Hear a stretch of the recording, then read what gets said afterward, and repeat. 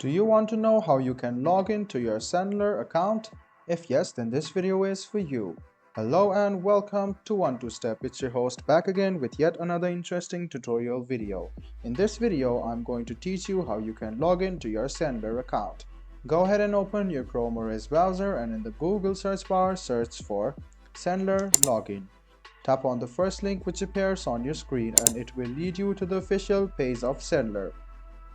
What you need to do now is click on homeowner's login, which you can see over here. After you click this, it will lead you to this page over here. Now you can wait for a while and in a while you can see that the login page will appear.